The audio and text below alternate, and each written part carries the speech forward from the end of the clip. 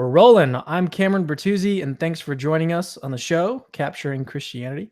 Today we're talking about a subject that we haven't actually covered before, sex. And if you can believe it, we're talking about the aspect of sex that is probably the least sexy, ethics. We're talking about the ethics of sex.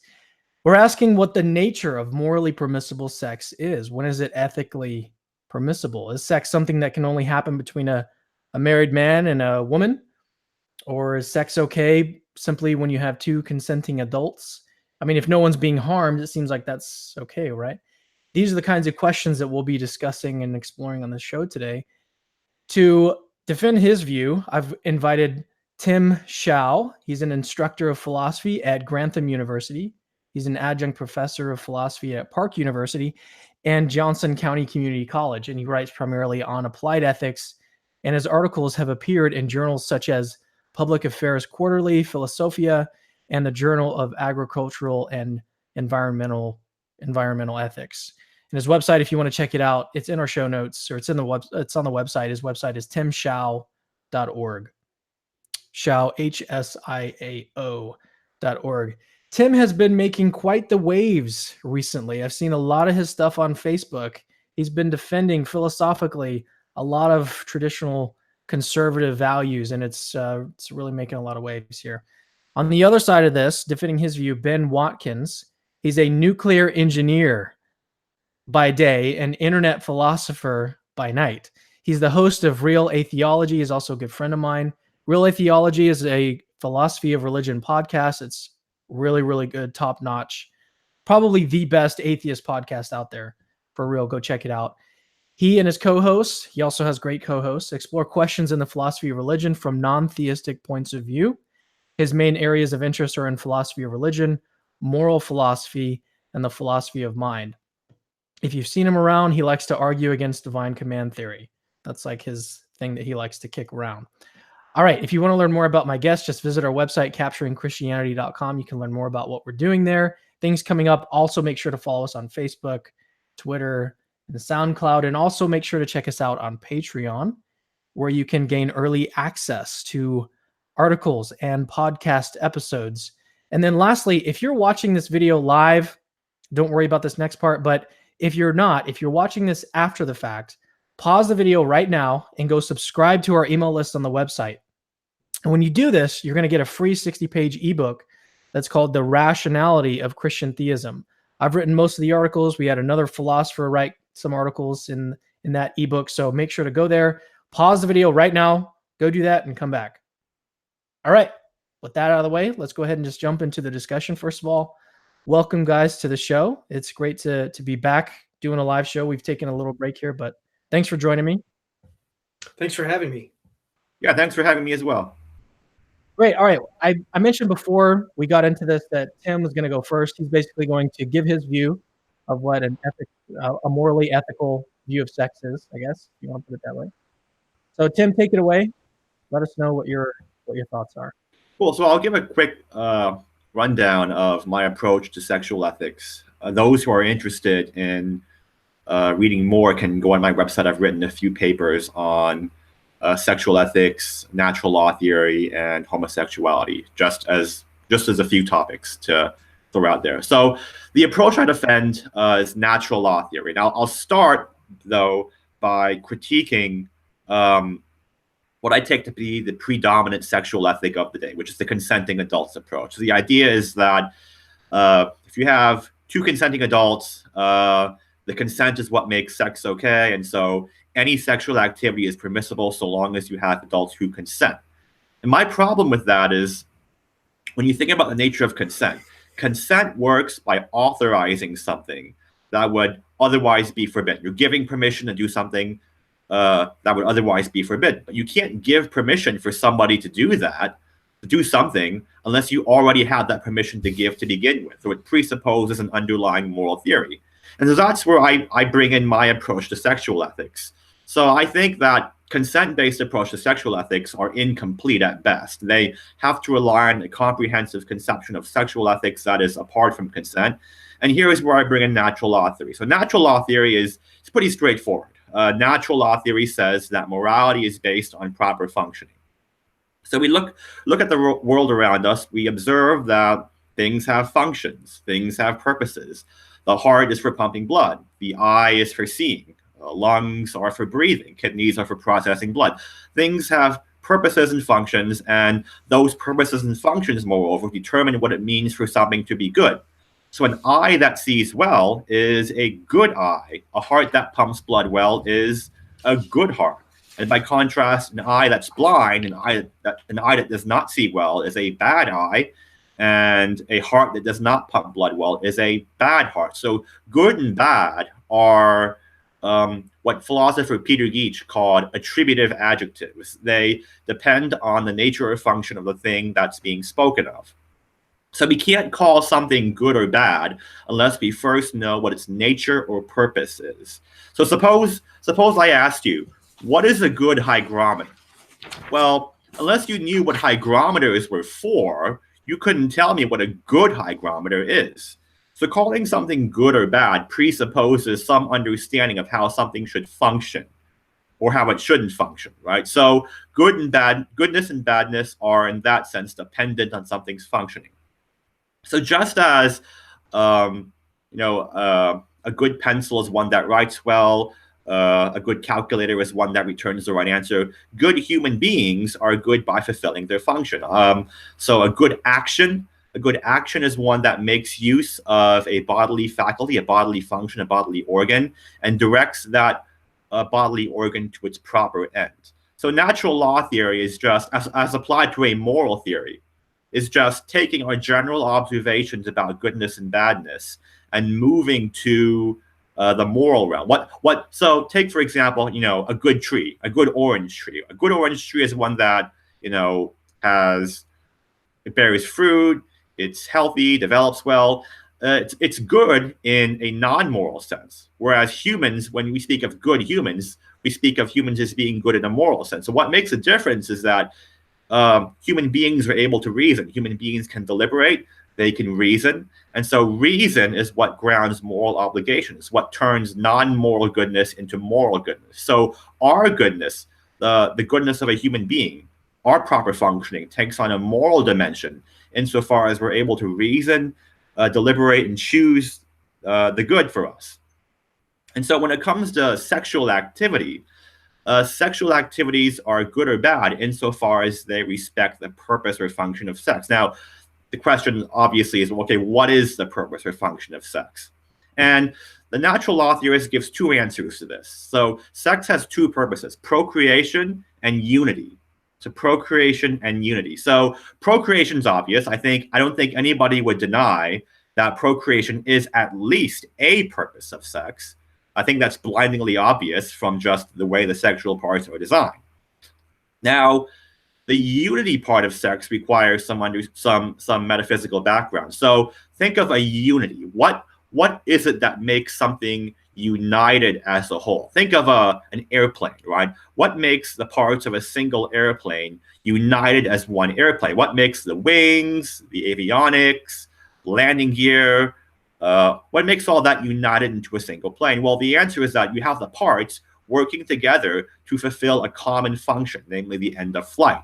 So something is a unity if its parts are working together for a coordinated whole. Now, take a human being, for example. The parts of a human being, my eyes, my lungs, my kidney, my liver, my heart, all of these are distinct parts that form a single human being insofar as those parts work together for the sake of a common goal, homeostasis.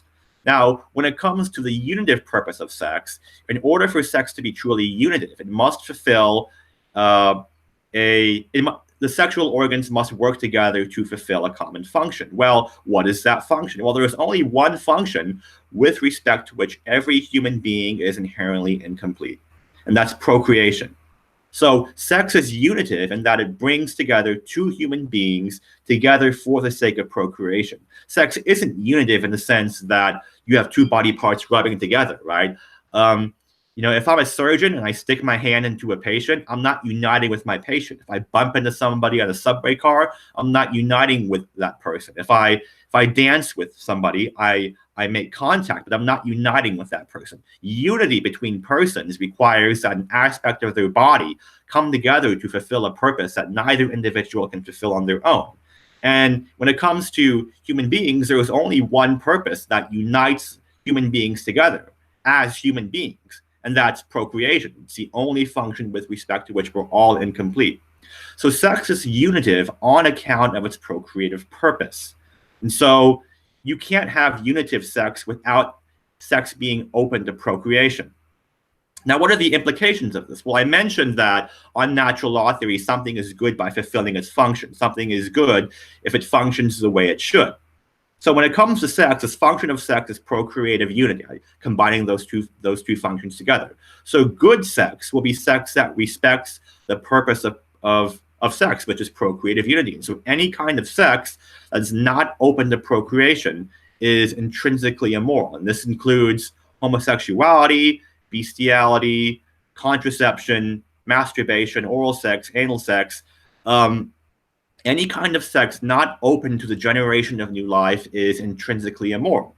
And so natural law theory yields a pretty conservative sexual ethic, where the only permissible sexual activities between adults would be procreative sex. Naturally, that means only heterosexual sex is permissible. So that's the natural law rundown of sexual ethics. I could say a lot more, but I'll end my segment at this point. Let me just ask one question for clarification. Is your theory compatible with naturalism or atheism? So there are some atheists who believe that you can have teleology without God. If you're an Aristotelian, for example, you might think that you can have inherent or immanent teleology without God. I don't think you can. I think that you would need an independent argument to show that. But so I mean, I think the author of the natural law is God. That God, creates our natures and with certain functions. But if an atheist could give some account of teleology without God, maybe an atheist could have natural law theory without God. Now, there are actually some atheists out there. So the late Philippa Foot, for example, she was an atheist who gave a very Aristotelian account of ethics, and she didn't base it on God. Now, I don't think her account was complete. I don't think she had a proper grounding of ethics, but you can, at least epistemologically speaking, you can talk about the natural law without having to invoke God. And there are some natural law theorists today, for example, Larry Arnhart, who think that you can have a Darwinian-based natural law theory. Suppose we can't have any kind of teleology without God. Let's just suppose that. Let's assume it right now for sake of this question. Suppose also, for the sake of conversation, that God doesn't exist. What are the implications there? Does that mean that there's really no morality? How does that work? Yeah, I think that if teleology does depend on God, and if there is no God, then I don't think there can be any foundation for an objective theory of ethics. Gotcha. Okay, if we can now, let's turn it over to Ben. Ben, did you want to come back on that? Because I wrote down a lot of what he wrote, and I mean, he can summarize it for us if we need to. Yeah, well, we don't. I'm good. Okay, yeah. So then why don't you give your views, and then we'll just dive into the conversation. Okay. So I'll try to leave as much technical jargon out as I can, and try to keep this more towards applied ethics. But in order to do that, I will have to explain a little bit of the theory of my view and just go over some of the normative concepts that I'm going to be using. And so, in the spirit of Aristotle, I very much respect his views. I accept his claim that humans are rational animals and that we can both understand and respond to reasons in the world. That's what separates us, so to speak, from other animals. Is what sets us apart, I should say, is our rationality.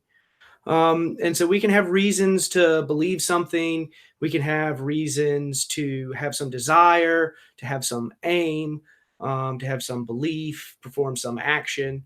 But this concept of a reason is difficult to explain.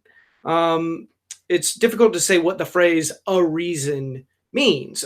Facts give us reasons when they count in favor of having some belief or desire or acting in some way. But counts in favor means roughly gives a reason for. So the concept of a reason is indefinable in the sense that it cannot be helpfully explained merely using words. So we have to explain these concepts by getting people to use them in other ways. And so the example that I like to use to help people understand the concept is to use two examples. Is one to say that we all have reason to want to avoid future pain.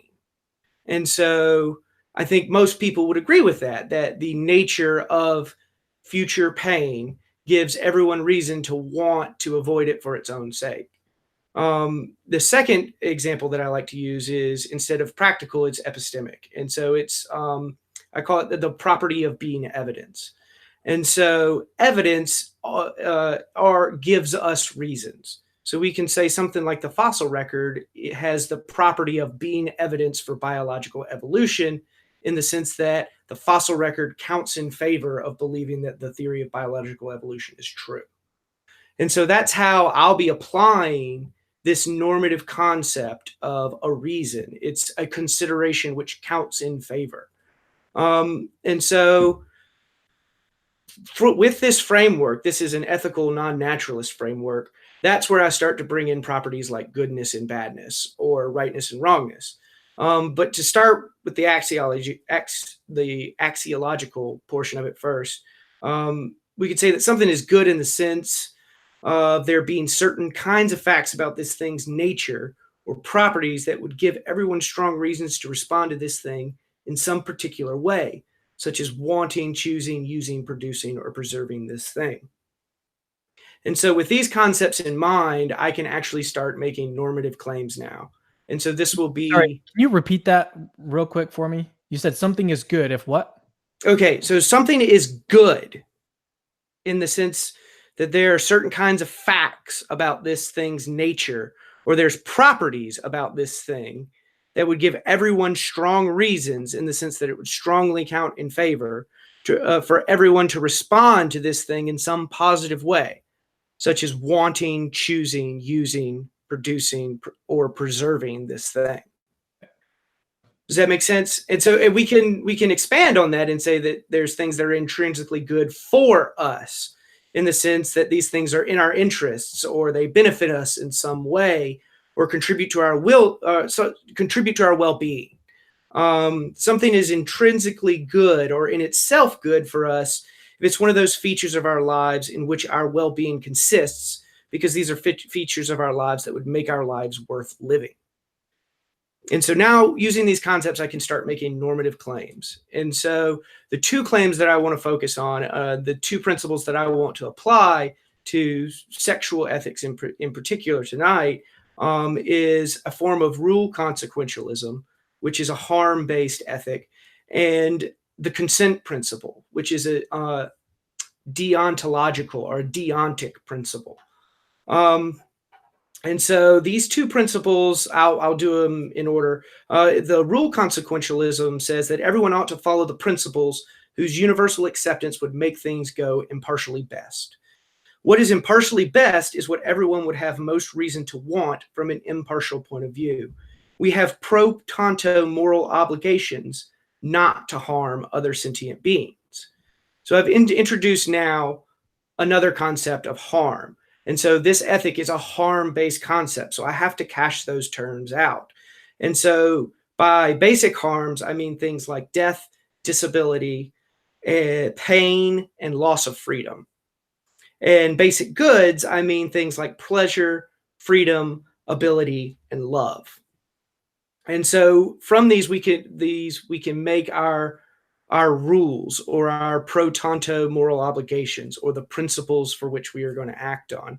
And so what I have down is that we have pro tanto moral obligations not to kill, cause pain, disable, or deprive of freedom. These can we can as a slogan say, do not harm. That's the rule. And so then the second rules are more deontic. They're about violating trust. So on this view, I am considering a violation of trust as a form of harm. So my conception of harm here is admittedly broad. And so we have pro tanto obligations not to cheat, deceive, or break our promises. And so that's basically the ethic that I want to put forward today to apply to sexual morality. So I don't need any sort of natural law ethic. I don't need to settle any questions about the existence of God, because all that I use are that irreducibly normative concept of a reason. And so everything is built on that. All right, yeah, let's turn it over and let's just have a sort of open-ended discussion. So Tim, did you want to come back on that, and then we can just start a discussion from there? I guess I didn't explain the consent principle. I left that out, didn't I? You can do that if you want. Sorry about that. I apologize.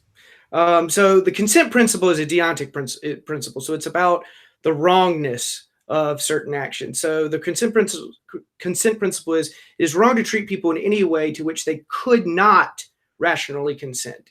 If someone could not rationally contain the end of some act, then they could not possibly agree to my way of treating her. So this principle is basically saying, look, this is one way in which our acts can be wrong. If we treat someone in some way in which they could not rationally consent, then we have treated them wrongly. So let's say that I wanted to act towards someone to cause them severe, intense pain. This person could not rationally consent to me performing such an act. They have reason, like we said earlier, to want to avoid future pain. So it would be wrong for me to perform this act categorically. Does that make sense? Yeah.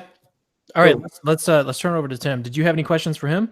Yeah, Ben, I appreciate the outline you gave. I wanted to push just a bit on when you brought up the concept of harm. So my understanding of a harm, the typical philosophical definition of a harm, is that of a setback to a being's interest. So for example, if you poke out my eye, poking out my eye is a harm to me because you've set back my interest. Now, what I want to pivot this towards is, so if poking out my eye is bad for me because it detracts from my overall well-being, it detracts from my proper function.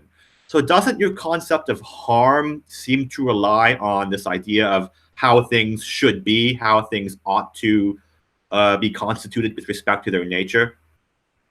Not so much with their nature, but with the facts themselves. So I believe that facts can count in favor of having certain beliefs or performing certain actions, such that we should, ought, or must do this. So that's where I think the normativity comes in. So to give another example, we might have the fact that some argument is valid, and it might be a further fact that this argument has all true premises. So my claim is that these facts are sufficient to give everyone reason to accept this argument's conclusion.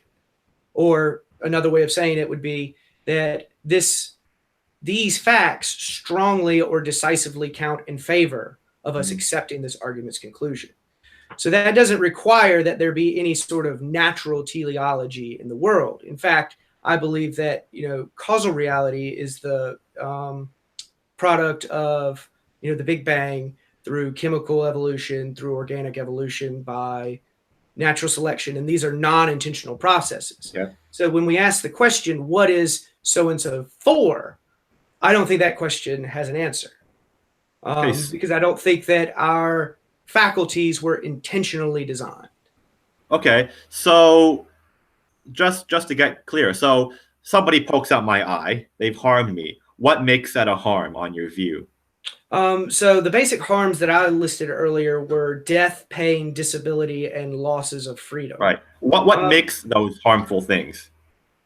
They're harmful things by their nature. So that's just like the nature of evidence for us is to believe it. The nature of harm is for us to avoid it. So my original assumption was that man is the rational animal and can respond to reasons. So man responds to it would be irrational for us to pursue harm for its own sake. Well, it seems like you could go deeper than that. I mean, yeah, poking out my eye is harmful because it sets back my flourishing, because it violates my bodily integrity. So I agree that by its very nature, it's harmful. I would ask, though, why not take the further step and appeal to a more basic explanation that has more explanatory power? I mean, I think teleology, especially in something like medicine, for example, has a lot of explanatory power in explaining why defects are defects, why disabilities are disabilities. And so I think that when it comes to harm, instead of just saying that it's a brute fact that it's bad by its nature, I think that we can base it on this idea of proper function. Yeah, so I would resist that reductionist project. So I don't think that there's any.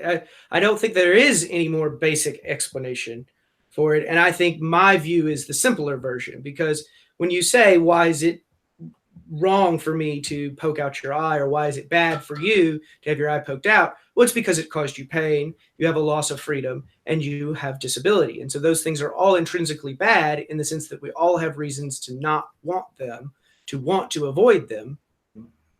But so everything's explained. Yeah. But you could push back, right? So loss of freedom, pain, and disability. Why are those things bad? Well, take disability, for example. Disability seems to be bad because, you should be a certain way, but you're not that certain way, and so you're impaired with respect to your functioning. Loss of freedom. Why is that bad? Well, you should be constituted in such a way, but you aren't.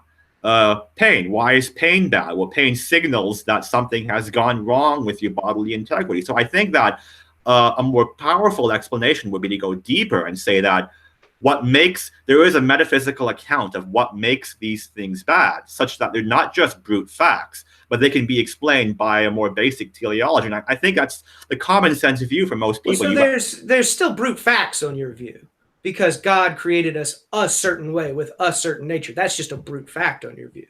Sure. I mean, you haven't actually gotten rid of the brute facts. Well, I would say that the approach I give is a more comprehensive approach. Obviously, you're going to have to stop somewhere. But I think that on this issue, at least, you could go deeper. To say it's a more comprehensive view, what do you mean by that? Well, how is it more comprehensive? I've explained everything on my view. Nothing is left unexplained. So how is your view more comprehensive? Well, on your view, you say that, for example, pain is bad. But as for why pain is bad, it's just that it's bad. Yeah, because it's a necessary truth. It's true in all possible worlds. There's no possible world in which pain is not in itself bad. But necessary truths can depend on, you can have the relations of dependence between necessary truths. Right? Sure, you can, but I see no reason why we should think that's the case in this situation. Why are you trying to insert a further explanation? Well, it seems as if a further explanation is warranted here. Reflect on the nature of disability or pain, for example. Take especially disability. Disability, the very term disability seems to be a bad thing because ability is a good thing. Yeah, because ability, proper functioning is a good thing, and the removal of that is a bad thing. So consciousness is a good thing. So when I can just see just the conscious experiences of having eyes to appreciate, have aesthetic responses, that's a good thing. So I can explain it just as well. Well, so let me put it this way. So you don't think there's any teleology at all? So I make no determination for this conversation as to whether or not there is teleology or there isn't. So is my eyes for seeing? So your eyes were selected for seeing, yes. But is the function of my eye to see? No, they were selected for function. But you're asking a loaded question right there, because you're saying the function of it as if there is a purpose there. I don't believe that there is an intentional purpose there. Okay, well, so then on that point, my problem with just a wholesale denial of teleology just seems to be that if you deny any kind of teleology, then you have to deny the foundation for rationality itself for two reasons. First, it seems as if rational deliberation is an inherently teleological process. You reason through premises to conclusions, you use rational means, and if there doesn't seem to be any normativity to rationality, then it doesn't seem as if we have a foundation for rationality at all. Second, I would say that there are norms of rationality, epistemic norms, like, proportion your beliefs to the evidence, believe what's true and reject what's false. Rational norms like that. And those rational norms are explained by the fact that our rational faculties are built or structured a certain way for a certain purpose. And if you deny that there are any purposes at all, then it would seem as if you would have to deny any foundation for rational norm. This goes back to my point about goodness and badness being what are called attributive terms. They depend on something's nature or goodness. If there's no proper function, if there are no such things as proper functions, then how can we call anything good or bad? Wouldn't Ben just deny that there's anything deeper there with epistemic norms too? Wouldn't he just say we just have these epistemic norms and that's just where it stops? So I use the irreducibly normative concept of a reason. So I gave the example earlier that we ought to accept the conclusions of valid arguments with true premises. So I agree that rationality is essentially normative, but I don't see why I should have to make the concession that it is essentially teleological. So I believe that all rational agents are committed to the reality that evidence and argument matter in the sense that we have reasons to care about these things for their own sake, and that things like contradictions are in themselves bad. And so we have reasons to avoid contradictions. I would just press you on that. Why? What makes them bad? They just are bad by nature. So you have to terminate somewhere. Otherwise, you're just going to get an infinite regress. Something has to be necessarily evaluative or essentially normative. And so those are, when we say we're looking for the normative properties, the properties that matter. So evidence is a property that matters, right? Yeah, well, when you say that they just are bad. Intrinsically bad, yes, intrinsically in themselves bad. Because you actually say in your paper that things can't just be bad. Well, and so that's where I'd press you. Well, I would say that things can't be just good or bad, full stop. I would say that good and bad always have to be attached to a reference. So you don't have goodness as a property floating in general. There has to be a purpose there. It has to be, everything has to be aimed at something. Well, goodness and badness has to be good X, bad X. You don't just have goodness in general floating around. It's always attached to a good so-and-so or a bad so-and-so. Would be my views. You used, I think, a knife as an example, a good knife made for cutting. Yeah. And I think though, when it comes to goodness and badness, right, that's how we tend to think of it, right? So take the good knife example. A good knife is one that cuts well. Well, what makes it good? Well, because it's fulfilling its function. So goodness seems to be attached to function. And if you don't have function, how can you have goodness at all? You can speak of goodness, but how can you metaphysically ground goodness because it's not just the case of the knife, right? Anything that's good, a good car, good teacher, good tree, good. So how do you ground evidence? So we both would agree that the property of being something can have the property of being evidence. How do you ground that property? The property of what? Of being evidence. So I use the example, the fossil record has the property of being evidence for biological evolution. Okay. So there's this property there. There's this normative property, being evidence. It counts in favor of our believing it. How do you ground that? What do you ground that in? It's grounded in the nature of it's grounded in the state of affairs that is attached to it. So for example, the fossil record being evidence for evolution is grounded in the fossil record being the fossil record, and that just functions as its ground. But so why does it count in favor of me? So it doesn't count in favor of me believing circuit theory, but it does count in favor of me believing biological evolution. Why does it count? So I want to make the claim Sure. that the facts about the fossil record give us decisive reason or decisively count in favor of believing that the theory of biological evolution is true. So that's we would say that's an epistemic truth. Okay.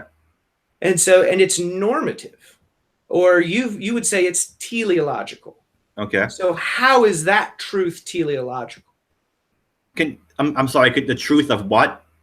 What's the proposition you're speaking of? The proposition is that the fossil record, the facts about the fossil record, give us reason or count in favor of us believing that biological evolution, the theory of biological evolution, it gives us decisive reason to believe that is true. Yeah.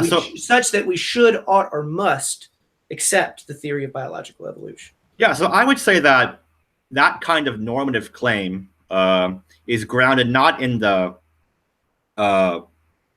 fact of the fossil record or evolution. It's grounded in your intellect. Your intellect's being purposed a certain way. Your intellect, your brain, if you want to call it that, upon recognizing that there are reasons for a position, it just generates, because the purpose of the brain is to believe what's true, reject what's false. It just generates a normative or epistemic duty to follow the evidence where it leads, and that in general can be iterated to any kind of any example. Okay. Cameron, did that help clear it up? Yeah, I mean, I'm tracking along. It seems like the big difference here is when we need to stop with our explanation. Yeah. Right. And so maybe what we need is a principle, some kind of principle of how do we tell when it's okay to stop and when it's not okay to stop, when we need to keep searching. And I think like, to me, it seems like we always need to keep searching for an explanation if we're not forced to stop. So what do you guys think about that? We can discuss, because I think that's really what it comes down to, is whether or not we are okay with stopping at it being intrinsically bad, that, pain and disability and everything, these are intrinsic bads, or whether or not there's some kind of deeper explanation as to why they're bad. And so maybe what we need is a principle. Yeah, I mean, I think what separates, Ben and I agree that something like disability is intrinsically bad, pain's intrinsically bad. I think we disagree, though, in just how far down that goes. So I want to say that we can have a deeper explanation of what makes, obviously, for every explanation, you're going to have to stop somewhere at a brute fact, but that doesn't mean that you can't have more elaborate chains of explanation along the way. So what I want to say, and what Ben's resisting, I want to say that when it comes to explaining why disability or pain, why those are bad things, we can appeal to the idea of teleology. And so and I think it's a more plausible way of cashing out things, right? I mean, you just reflect, for example, on the nature of disability. Disability is, we would agree, a bad thing. But if you think about what makes disability bad, well, it seems to be, something's not where it should be, something's missing. It goes back to the idea of teleology. So I would say that, yeah, it's a necessary truth that disability is bad, but what grounds that necessary truth is an even more fundamental necessary truth about our natures. And so if our natures weren't structured a certain way, then there wouldn't be that necessary truth that disability is bad. So that's my view, at least. Yeah. So it seems to me, I'm trying to think of a good example to get this idea across. So suppose that we're thinking about the planets in our solar system, and we're asking, well, why do they go around in this little orbit around the sun? Why does this happen? So one response is to say, well, that just happens. They just do that. That's what they do. They just go around. And then the other one is to give Kepler's laws of motion, laws of planetary motion. And so that would be an example of a deeper explanation as to why these things do this and the exact trajectory of the way that it happens and all that. So I think that's maybe one example that we could use and look at, is to try to help determine when is it acceptable to stop and when is it plausible to go further. And Ben, I think that there is some kind of initial plausibility to what Tim's saying here, is that if we think about why something is wrong, I mean, it seems pretty natural. Like the proper function and stuff comes up all the time in medicine. And so it does seem that there's some kind of initial plausibility to this, don't you think? Well, sure, because I think that nature fools us into thinking that there is design in the world. So I think it does a very good job of doing that. So yeah, it does seem like things are for an intentional purpose, but I would say that they're for a non-intentional purpose, which would be the unguided processes of natural selection. Okay. I'm just wondering how you could. What does it mean for something to be a non-intentional purpose? Exactly. So it's instrumental is probably the better word. So we have sexual faculties to spread our genes, to reproduce. Mm-hmm. So it's for that purpose, but there was no intention behind that purpose. Those are how the causal mechanisms unfolded after the Big Bang. Okay. I'm just wondering how you can speak of purpose without intentionality, because purpose seems to be, something. So I'm speaking as if, so I'm not talking about a literal purpose. So I mean, as you know, your model is built on the Aristotelian Thomistic metaphysics, right? Mm-hmm. And so that's largely rejected today. That's not to say that it's wrong, because that's not a good reason to believe it's wrong. But there's a different paradigm. There's the deterministic paradigm. And so I think that the theory of natural selection within that model gives us great explanatory power, in the sense that when you say, well, why don't you put teleology in there? Why don't you put the intentions of a designer in there? Well, we could quote Laplace here and just say, I have no need for that assumption. There's no place for me to put God in this picture. And so I would actually say that my ethical non-naturalist views are what have to be true if there is to even be a God. But that's a different conversation. I won't get us sidetracked too far. Cameron, did you have something to say? No, I mean, I'm just kind of listening at this point. Okay. I mean, where would you go from here, Tim? Would you want to just keep continuing? I got some. Well, I got some. So I've been pushing you this whole time. If you want to push back on me, sure. Because what the disagreement between us has been so far suggested that it's because you're looking for a deeper explanation and I'm trying to resist that deeper explanation. But I think that the disagreement could be attributed to other areas. So I think that we're conceiving of normativity differently. So I think that so I'm going to go meta-ethics here. I apologize for any jargon I drop that people don't know. But your view is reductionist. So your view reduces moral properties to their proper function, the intended design of God. And so I reject that. So the reasons that I reject an ethical naturalism, in this case, an ethical supernaturalism, these are horrible terms, I know. I would say that you are conceiving of normativity in a rule-involving sense. So rules like codes of honor and rules of etiquette and the spellings of certain words. There's certain rules that we can have. We can cash out these rules in non-normative terms. So I think that's how because you can cash out goodness, badness, rightness, and wrongness in non-normative terms, correct? Yeah. You can exactly. So so I say that that's impossible. That you can't do that. That true moral claims are irreducibly normative. So I have a different conception of normativity, a reason involving, where I make use of that irreducibly normative concept. So I think those two differences, I'm not saying at this point that yours is wrong and mine is right. Mm-hmm. I'm saying this is two different ways of conceiving of normativity. And I think that's where a lot of our disagreement surely has to be. Would you agree or? Seems plausible. I don't. Yeah. Well, so my aim here is to resolve as much disagreement as I can. Yeah. And the only way to do that is to get clear on where the disagreement is. Mm-hmm. Because I don't think, I think what's different here too is the order of normative explanation. So y'all are trying to explain normative properties by appeal to something, by something else, something which normativity is not, something non-normative, the intentions of God. Well, Whereas I don't know if that's accurate though. I would say that fair enough. Yeah, please go ahead. I would say that.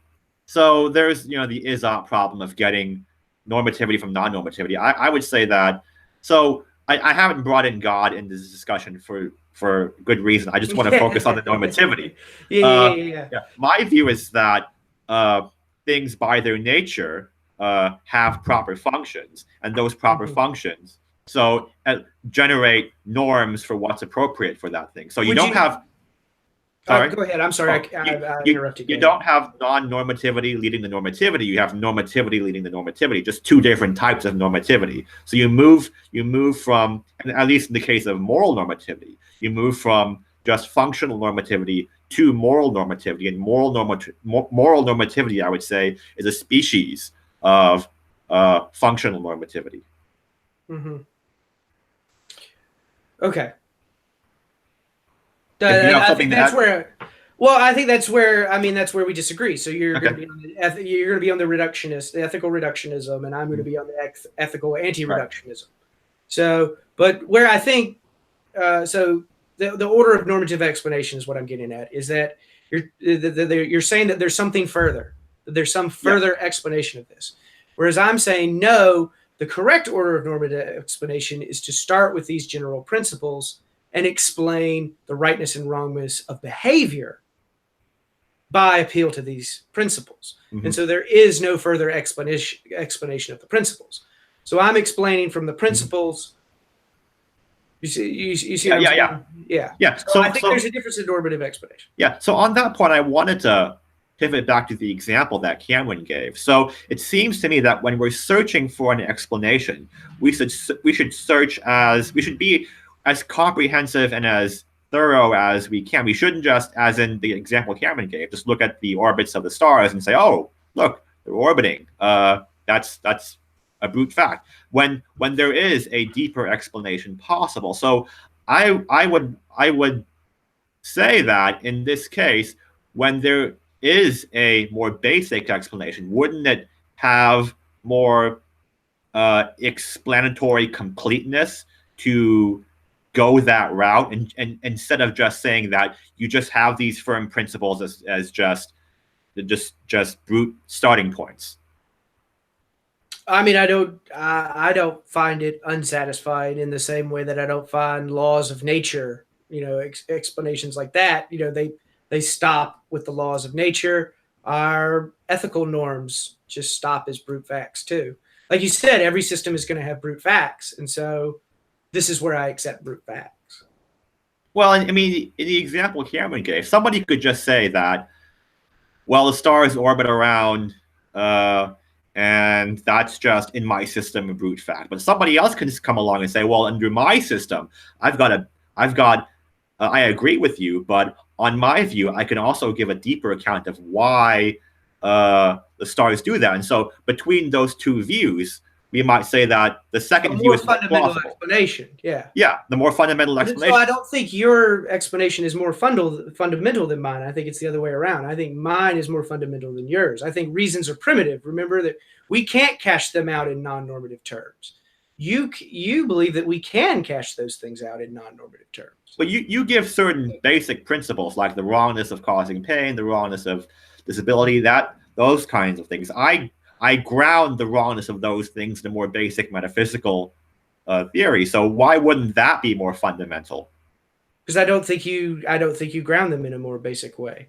Not on your theory though. But yeah, well, exactly. So that's where we're going to disagree. Is because the reductionism that you're employing here, I don't think we need to have that reduction. I don't think we need to reduce this to something else. This is my same objection to subjectivists, or to other ethical naturalists. Well, let me say something real quick. So I think that unless we adopt one of the kind of principles that I outlined earlier, that we're always continuing to search for explanations, unless we adopt something like that, I think Tim is right, that we're going to wind up just being able to stop wherever we want, pretty much on pretty much anything. I mean, think Well, about that's it. how Going these competing theories are. well, going back to the point of evolution that you brought up. I mean, why can't we just hold that humans exist as a brute fact? Like, we don't have to appeal to any other external evidence. Like, there might be, on some other guy's theory, there might be some deeper explanation, but why can't we just stop there? Well, so those are very different kinds of truths too. So one is about the causal reality and the other is about ethical facts. So ethical facts are much more like mathematical facts. So if you were like, well, why is 6 a prime number? Give a deeper explanation of why 6 is a prime number. Why aren't you doing that? Why aren't you giving me an explanation right now? Good point. See, Well, all that would show is that sometimes, maybe sometimes that there is no deeper explanation possible. But I'm imagining. I don't think there's any deeper explanation possible for why pain is intrinsically bad. I don't think there's any more possible explanation for that. So what would be wrong with saying that pain is wrong because it signals something is wrong with your body? What would be wrong with that explanation? Well, because it would be so that would be wrong in a different sense. That wouldn't be wrong in a normative sense. It would be wrong in the sense that it is contrary to the functions that evolution had given it. Not quite following you here. Okay. Ask the question again. Maybe I've misunderstood something. So my explanation of why pain is wrong is because pain is wrong. So pain is bad. Oh, pain is bad. Sorry. Yeah. My explanation of why pain is bad is that it signals something has gone terribly wrong with your body. And so that's my deeper explanation, my more fundamental explanation of what makes pain a bad thing. And you would say you can't go deeper than just pain is bad. Well, because they're two separate properties. So there's a property of being in pain. That's a property. And there's a property of being bad. Right? So those are two different properties. Yeah. I would say that the property of being bad is attached to pain because of that more fundamental reason I gave. So it's a contingent connection. No, I wouldn't say it's a contingent connection. I would say that it's necessary, which is what my answer was. Well, you can have relations of explanations between necessary truths. It's not as if calling something a necessary truth removes the need for explanation. No, I'm just saying that it's true in every possible world. That's all I'm saying, which you agree with. Yeah. So we're asking for something else. Do we need a further explanation? We wanted a principle of. We don't need any further. Everything is explained. It's a necessary truth. We don't need to posit. We don't need to insert the radically dualistic metaphysics of theism into the clockwork of ethics. Well, I'm not sure that saying that something as a necessary truth explains it. It gives an account of. So if I say that pain is bad is a necessary truth, I'm saying that it's bad in all possible worlds. But that doesn't tell me why in all possible worlds is bad. It's still possible that to give an explanation to a necessary truth like that. It's true in all possible worlds that 6 is a prime number, but you're not going to get any further explanation either for that. I mean, that's just where those explanations terminate. And once you've admitted that this is a fundamental, like you said, that in my theory that these are the fundamental evaluative facts. Okay, well, that's in your theory, but why couldn't then somebody say that, well, in my theory, it's a fundamental fact that the planets just do orbit around, or that stars just do orbit around the planet? Because again, that's a causal. So these are contingent things. So the planets might not have done all that. So there's. So it sounds like, if I'm following you correctly, Ben, it sounds like you stop looking for an explanation once you reach a necessary fact. Yeah. Okay. So to me, it just seems that when I say something like when I imagine the worst possible misery for everyone for the longest period of time, and then say that's bad, it's necessarily bad. And so it's not the case that God could have created things in such a way that it wasn't the case that way. So the same reason why God couldn't make 6 not a prime number. The exact same reason God couldn't make wrong acts right or good things bad. take something like 1 + 1 = 2. 1 + 1 = 2 is a necessary truth. It's true in all possible worlds, but you do have an explanation of why 1 + 1 = 2, and that's the fundamental Peano axioms of arithmetic. That's right? not a causal, but that's not a causal explanation, is it? But you do have an explanation. But it's not a causal explanation. Well, I'm not seeing how that's relevant here. It's one necessary. It's a relevant difference. So necessary truths can stand in this explanatory relation that you're saying. Mm-hmm. But why think that things in causal reality can stand in explanation? Give me an example of a necessary truth within causal reality, something like water is identical to H2O. Use that as an example. I don't think you can. Well, I could. The examples I have in mind are probably controversial. Oh, well, that's fair. Yeah. So goes the way of philosophy. Yeah. Well, so it's been almost an hour in, and we haven't actually talked about sex. That's the second half of the conversation. Yeah. I think we set that up perfectly. Yeah. So if you're willing, I think we should probably move into sex by now. That's a great idea. Yeah. So I guess I'll start. Okay. So when it comes to sex, so this is just an open question to you. What kind of sexual activities would you permit, and what kind of sexual activities would you rule out?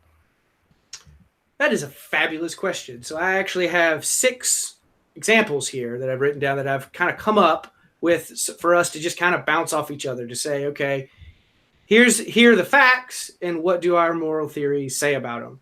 And so I give the first one that we'll call broken marriage.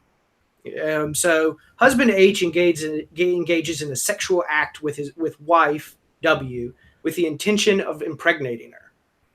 Additionally, wife W does not give her consent to the sexual act. Neither party uses any form of birth control. As a consequence of the event, husband H has a pleasurable experience, but wife W experiences some form of psychological trauma. So my moral theory would say that the morally relevant facts in this situation are the fact that she refused consent and the facts that she was harmed. Would you agree with that? Or do you think that the fact that the intention was impregnation, was to get her impregnant, is that what matters morally? Well, so I might need you to repeat the scenario again, because I sort of zoned out. But so what I would say though is the idea of appealing to harm. I wouldn't disagree with that. I would just cash out the concept of harm along teleological lines. Differently. Yeah. So could you just refresh my mind on the scenario just to make sure I'm understanding? Yeah, absolutely. Right. So the husband engages in a sexual act with his wife. The wife does not consent to the sexual act. Neither party uses birth control. And as a consequence of this act, the husband has a pleasurable experience, but the wife suffers some form of psychological trauma. Mm-hmm. Yeah, and I would say that's wrong.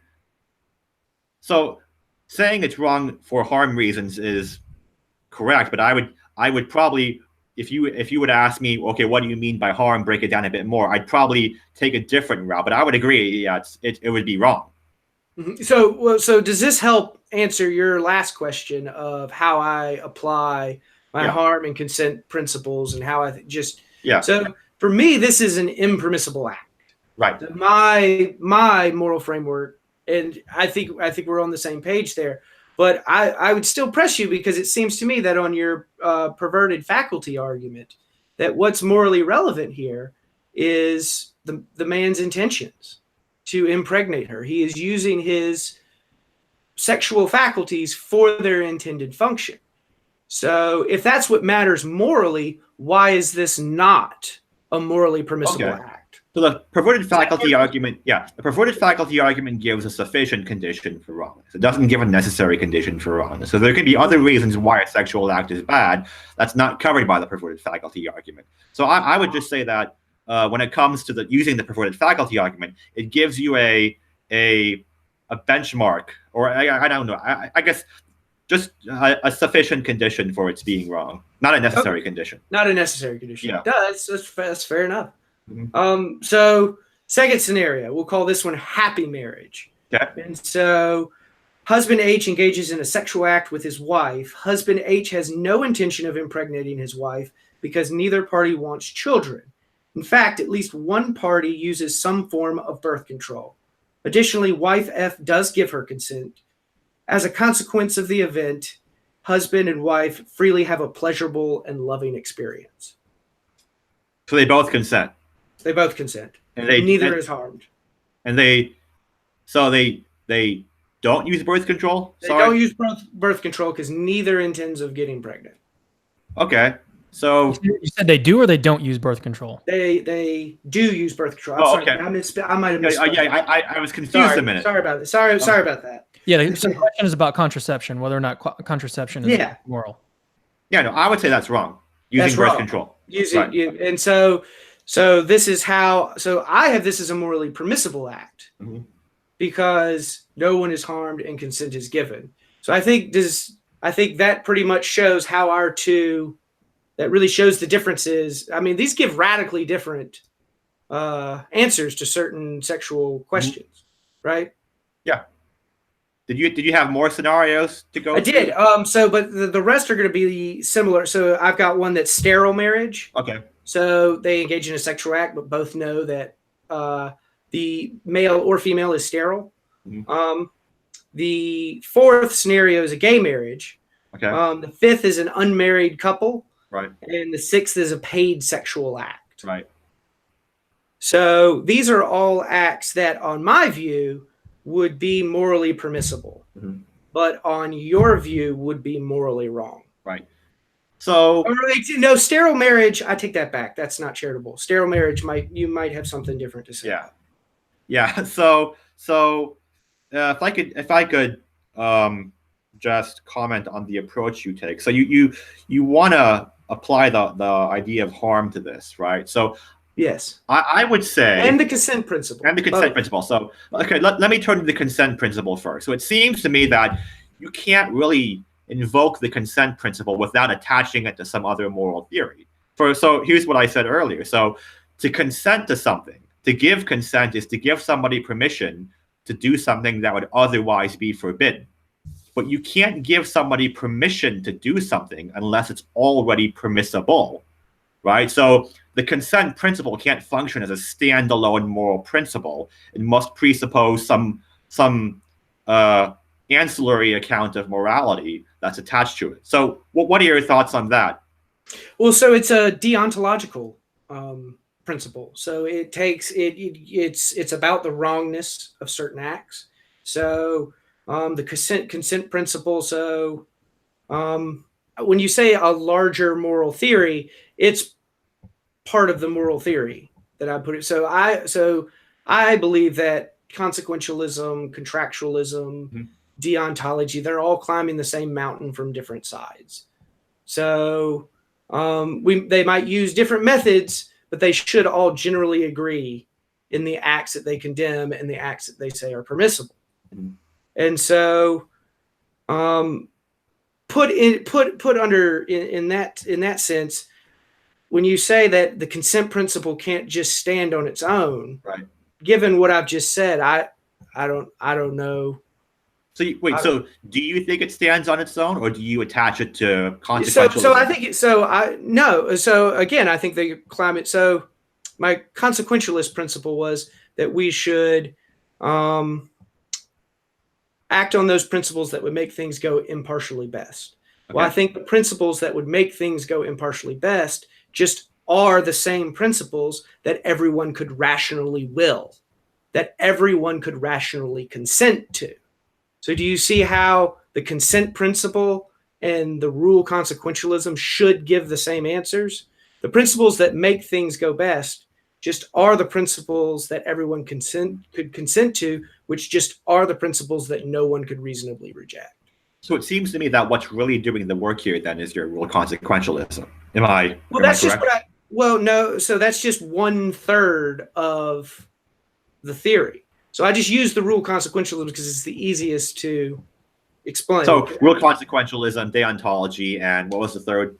Contractualism. Contractualism combined together. So those are what's doing the heavy lifting. Absolutely. That's my normative theory, for sure. Okay. So you would so if you were to remove the consent principle from those three ethical theories, do you think the consent principle could provide a sexual ethic? Yes, because it would still, as long as you knew what the facts were that would make it such that someone could refuse consent. It's what facts gave people reasons to refuse consent. As long as you have that information, you can figure out the wrongness of acts. Now, my principle, the consent principle, might be wrong. This is ethics, after all. Mm-hmm. But I'm saying that it might be true. I'm putting it forward as a true normative principle. So Okay. maybe there. So what we could. So if we could show a wrong act, or an act in which, how would I say this? An act where someone could refuse consent, where it would be they could not consent to the act, but in which it would not be wrong. If you could give that counterexample, the consent principle does not hold. It would be false. Okay. So let me ask one clarification question here. So who can rationally consent? So like, for instance, rational agents. Can my 3-year-old daughter give consent? Probably not. Her cognitive faculties are not developed enough to be able to respond to reasons competently. Okay. So she would be a moral patient, but we would not say that she's a moral agent. So she could be the beneficiary of a moral obligation, but she herself would not have moral obligations because she doesn't understand. So when does that happen? I'm not a biologist, so I don't know where those cognitive. It's a spectrum. I don't know if there's a hard line. This is kind of a paradox of the pile thing. I'd have to look 15, it up. 16, somewhere in there. Some people say it's as high as 18. Okay. So on this view, I've heard it as low as 14. Suppose that it is 14. Okay. So there's nothing wrong on this view with a 20-year-old having sex with a 14-year-old? There would not be anything wrong with it as long as that it was as long as there was could consent and they were not harming her. No. Okay. It would not condemn that act. What are your thoughts on that, Tim? Well, so I don't so when it comes to specifying when exactly somebody's able to consent, that is a tricky question, and we as a matter of just legal convenience, we create, just somewhat arbitrary definitions of the age of consent, when somebody becomes an adult. And I think, though, that so I don't base sexual morality on consent. I think consent might be a part of it, but Ben just says that's consent is one part of it, right? Yeah. Yeah. So so I had the do not harm and do not violate trust. So if you look at our brain scans when we're making moral judgments, there's 3 kinds of judgments that we can make. So the first, then we can separate all of these sorts of judgments. And so where some act is disgusting, but no one is harmed, or nothing is, no trust has been violated. In the second case, trust is violated, but no one's harmed. It's not disgusting. So it's probably better if I give examples here. So imagine that someone is walking in the woods and finds a dead animal and uses a condom and has sex with this animal. So we'd say that's disgusting, but we wouldn't say that it harmed anyone, and we wouldn't say that there was any consent issues. We didn't violate anyone's trust. In a second scenario, let's say that I hit you. I just hit you in the face. So that's not disgusting, and I don't violate any trust, but I do harm you. And so in the third scenario, we'll say the bank gives you too much money. It gives you more money than what you should, and you don't tell them about it. So it's dishonest, but it doesn't harm anyone, and it doesn't disgust anyone. And so I think that the latter two, the ones about not harming and not violating trust, I think those are what matter morally. I think those are faculties that are aimed at moral truth, whereas the ones where we judge things as disgusting maybe aren't so much true moral judgments. But that's a rather controversial belief of my own. So where was I going with this? I kind of want to take it back to the explanations thing. I think that was the more interesting difference between you guys. So if I can try to, I'm trying to think of the best way to cash it out and the difference here between you guys, because you talked about the difference between a moral truth and a causal, something that's like causal, right?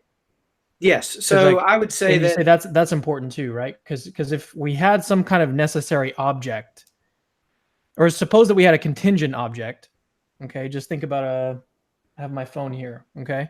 So this is my iPhone. Suppose that this obviously is a contingent thing, but suppose that for sake of argument, this is a necessary object. It exists in all possible worlds. Would you say that therefore this thing has no explanation because it's a necessary object? I don't think that this notion of a necessary concrete thing, a concrete thing that exists in every possible world, I don't think it's a coherent idea. I don't think anything concrete exists in every possible world. Okay. So that'd be your response to that, is that it's impossible that a concrete object exists in every possible world. Yeah, because I think that you can use it to drive contradictions. So you could say that there's a necessarily existent unstoppable force and a necessarily existent immovable object. And so you can drive contradictions. Well, sound arguments can't give contradictory results. So, yeah, that's where I am, at least in my metaphysical thought on these questions. Okay. Tim, did you want to come back on going back to explanations? Yeah. I wanted to go back to sex. Okay, sorry. No, it's fine. I'm with Tim on this. All right, I'll stay out of it. Well, so it seems to me that I would say that. So take, for example, homosexuality, homosexual sex. I would say that, yeah, that is harmful both to each other and to the individuals who engage in it, because it involves the misuse of a bodily faculty. So the idea of a harm, right, as being a setback to a being's interest, being a setback to something's proper functioning, I would say that it would pass the test of being harmful, that anything that misuses or goes against a bodily function would be ipso facto harmful. So would that satisfy your harm principle? Say it one more time. I think I lost you. I'm sorry. Yeah, so I would say that any kind of action, the account of harm I provided, any kind of action that involves misusing something's bodily organs is by definition harmful because it's bad. And so I would say that homosexuality, by its very nature, is harmful. It may not be harmful in the sense of what we typically consider harm as, if I punch you in the face, I leave visible harm. It might not be harmful in that sense, but it's still harmful in the sense that it involves a deviation from the way things ought to be. So would that pass your harm principle? It would certainly pass the harm principle if you were to be able to show that that was a morally relevant factor, in the sense that not using sexual faculty for its in a certain function was not, and it didn't consist in our well-being.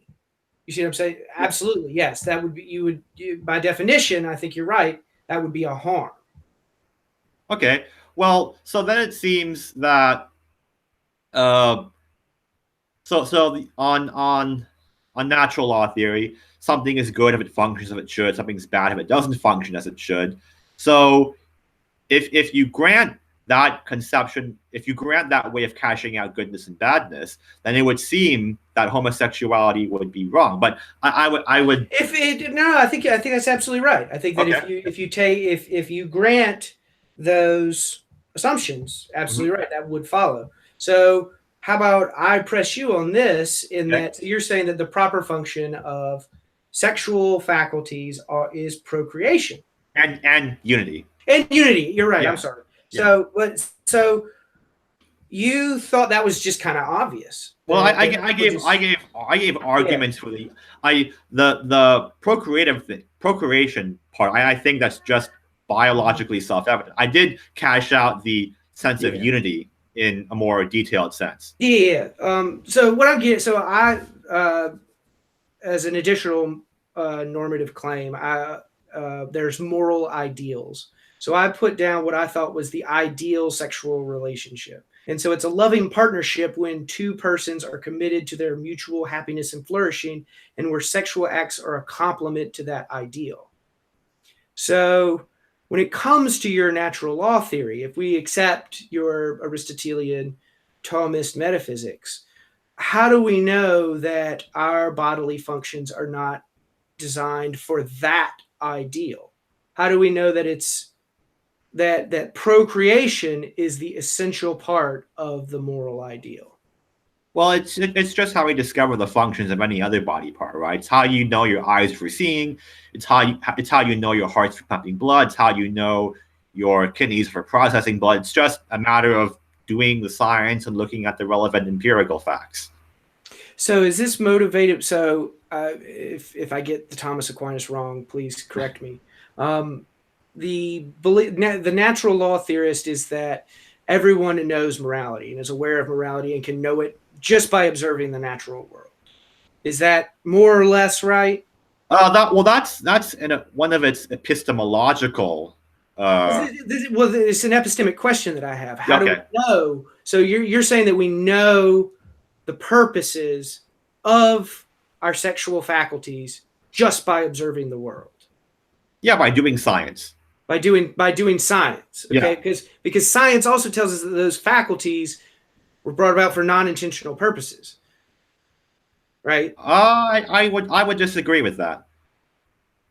Why would you? What makes you say that? So there are different ways to procreate. Procreate is not limited to sexual contact. Do you see what I'm saying? Okay. So the process of biological evolution has not been equal in how it's gone about getting organisms to reproduce and spread their genes. So to me, that's it. So we can ask the further question: is what they were designed for good for us? Because this is the classic naturalistic fallacy. Well, it's more as an open question argument. I would just say, yeah, it is, because goodness is just looking at the non-controversial examples, goodness just is defined in terms of what befits something, what's befitting for something's well-being, right? So Moore had this argument that, well, you can always ask the question, is it good? Is it good? Is it good? Is it good for something? And so for Moore, goodness was an indefinable property like yellow. Because the reason I'm going down this route is because the line of thought that I wanted to throw out there, just to see, how you went with it, was that right. I think that we have more that we have more reason to believe that if your view is true and there's a perfectly loving God, that a perfectly loving creator would create our bodily faculties for the purposes of developing loving relationships rather than for the sole purpose of procreation. So procreation would be something secondary to developing loving relationships that you could then use to come to a deeper knowledge of God. So when we put it under that reasoning, to me, it's not at all obvious that the proper function of our sexual faculties is procreation, and that any deviation from that would be wrong in a moral sense, in the sense that we should, ought, or must not do that. That's actually a question I was going to ask you, Tim. Is there much debate among natural law theorists about what the purpose of sex is? Among natural law theorists? No, not really. Okay. I thought it was an interesting question. I just wanted to see. I would say that. So I would cash out the idea of a loving relationship, right? To love somebody is to will what's good for them, and so that brings us back to, well, what's good for somebody? Well, that depends on their teleology, right? So I wouldn't. The idea of a loving relationship and procreation, I don't think are inseparable, because if procreation is one of our functions, then a loving relationship, by the definition of love, willing somebody's good, must involve the kind of heterosexual union that traditional sexual ethics is oriented around. Because I mean, you put a lot of emphasis on the. I think in your paper you said acts must culminate with ejaculation into the vagina, otherwise they are immoral. I mean, you're really emphasizing, to an almost extreme point, what is morally relevant here, right? I mean, like any deviation at all from that. I find that hard to believe. That's to me what makes me. But again, I think I agree with you, though, that if you accept this natural law theory, that and you accept that the purpose, the proper function of our faculties is procreation, I don't know how you avoid the conclusion that homosexuality is not immoral. That seems to me, if you concede all of those points, I think that follows. Yeah, well, I would agree. That's why I said the more interesting thing is whether or not the explanation goes deeper. Maybe it's just me. I think that's the real difference. It's because you've been doing too much with the contingency argument, man. You just can't. We're in ethics, bro. This isn't metaphysics. What are you doing? All right, well, ethics is based on metaphysics, on my view. Yeah. So. Tim, stop it. What are you doing? Come on, man. Okay, let's turn to questions. I have a couple. I've asked people for questions, and they're kind of going slow, but I have a few for each of you guys. Awesome. From the audience? Yeah, from the audience. Cool. That's watching live on YouTube. One of them is from Seth Baker. This is for Tim. Hey, what's up, Seth? Yeah, he's got a question for you too, Ben, so stick around. All right, here's the one for Tim. What is Tim's view of divine command theory, and does he see it as a view of ethics that is somehow reconcilable with natural law theory? Ooh, interesting question. So That's a really good question. I just had this discussion yesterday with somebody. So I don't accept, Robert Adams' modified divine command theory. I do think divine commands are relevant in determining what's morally forbidden, what's morally obligatory, but I wouldn't say that moral obligations are identical to a divine command. So I would say that moral obligations are revealed to us through the natural law. They're identical to teleological norms, and that special divine commands can supplement that. So I would view I would put natural law theory first and then divine command theory second. I think they're compatible, but I don't think a strictly Robert Adams view of divine command theory is true. So I think some kind of watered down version of divine command theory is compatible with natural law theory. Gotcha. Ben, did you want to add anything to that, or? I think most people are aware of where I stand on divine command theory. Yep. I'm not actually, but so I reject divine command theory. So I outright. Yeah. Okay. So Seth Baker, this is another one from Seth, and this is for Ben. If God did exist, would his existence change your stance on ethics? Yes. So I think that if God exists, I would have different moral obligations. So I think that we have a general moral obligation to please our benefactors, people like our parents. And if God was our greatest benefactor, well, then we'd have the highest obligation to try to please him. And so God is also defined as a being who is wholly worthy of our worship. So just by his very nature would give us decisive reasons to worship him. I would have an obligation of worship. So certainly what I believe would change. What my ethical beliefs, there would be additional ethical beliefs if I believe God existed. I think that's probably the best way to say it. Yeah, that's actually the next question that I had for you. I don't know. Apparently, I don't have any more questions for Tim. The next question I had was from Roger, and I don't even know how to pronounce his last name. Parada. I really hope you figure out how to pronounce it because I don't know how to pronounce it either. And Parada. He's probably still watching this and probably shaking his head. Tell him to call us. So this is for you, and it's basically the same kind of question. Assuming God's existence, are there any conditions under which a divine command would create a moral obligation we might otherwise not have? Yes. So something, but it would be arbitrary. So something like the command to worship on the Sabbath.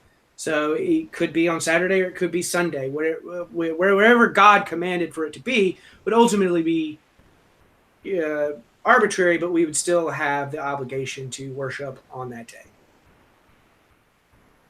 Those are all the questions that I had. That was literally the entire thing. I expected that to go a little bit longer, but it is what it is. Do you guys want to take it back to sex, or do you want to take it back to? Yeah, we can. I don't care. I don't care. Well, there are no more questions from the audience. Actually, no. Yeah. Oh.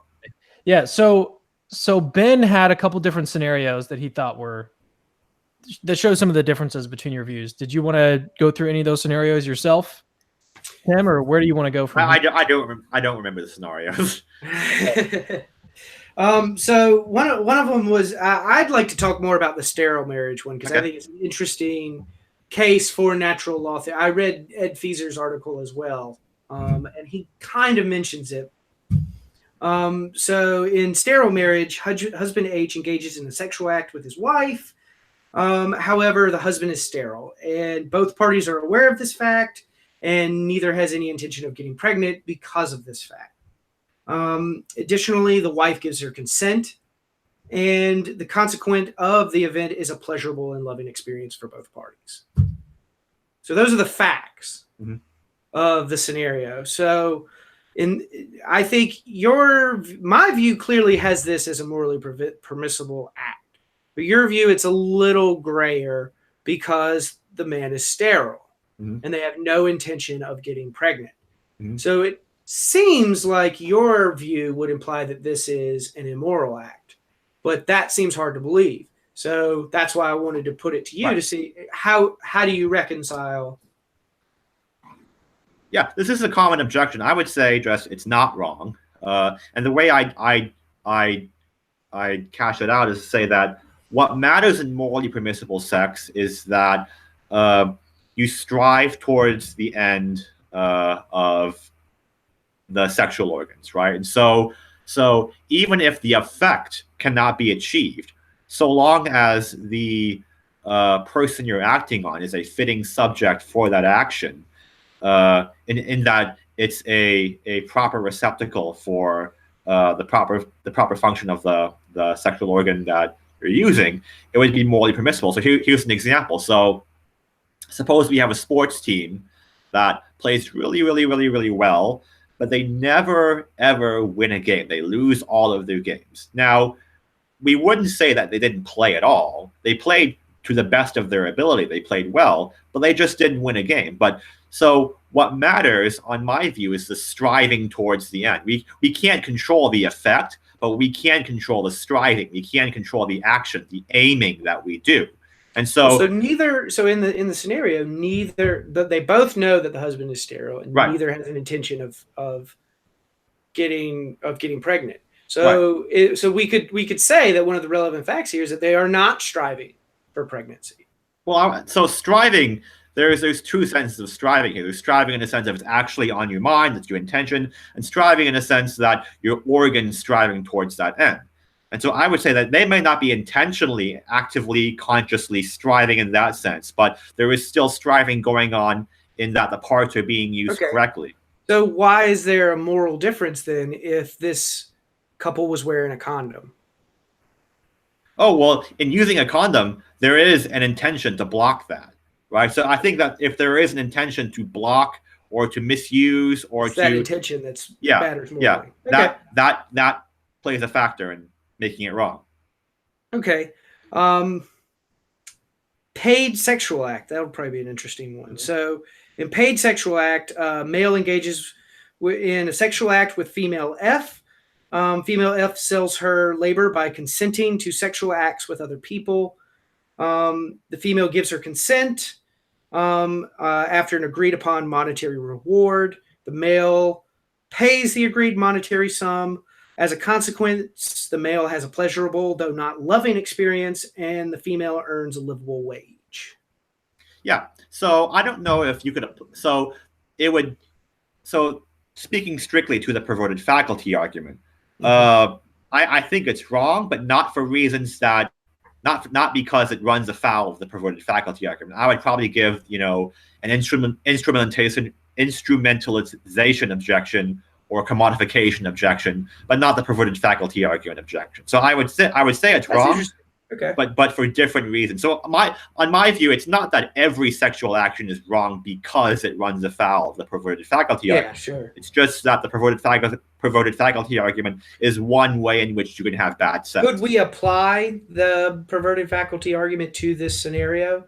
Does it tell us anything morally relevant in this situation? Because I guess I didn't specify whether or not they used any sort of contraception. Right. So for the situation right now, we could just say that, look, no, they didn't. They didn't have any. They didn't use any conversation, and they were, in your sense, striving towards pregnancy. Mm-hmm. So the perverted faculty argument might not have anything to say at all about this case. You'd have to appeal to some other principle. Yeah, I mean, you might run some extended version of the perverted faculty argument where individuals are misusing their social faculties in some distorted way, but speaking strictly to the procreation and unitive aspects, that would not run afoul of the perverted faculty argument. Huh.